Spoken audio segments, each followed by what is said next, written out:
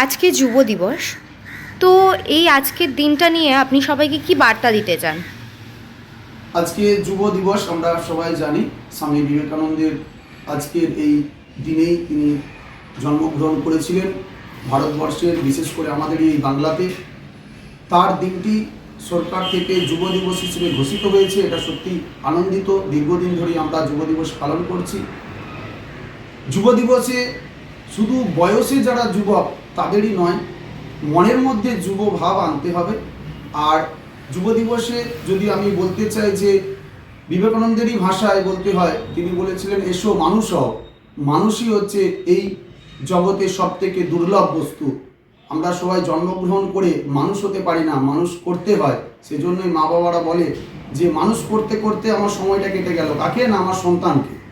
তাও হয়তো অনেক সময় মানুষ করতে পারছেন না। বিবেকানন্দের সেই অভয় বাণীতে এসো মানুষ হও। আর মানুষ হতে গেলে অবশ্যই তাকে ধর্মপথে এবং আধ্যাত্মিকতার পথে থাকতে হবে।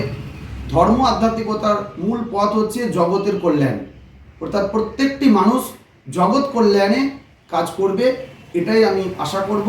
সবাই যদি জগতের কল্যাণে কাজ করে, ব্যক্তি স্বার্থ থেকে যদি সরে আসতে পারে, তাহলে একদিন সবারই মঙ্গল হবে। এটাই যুব দিবসের মূল বার্তা।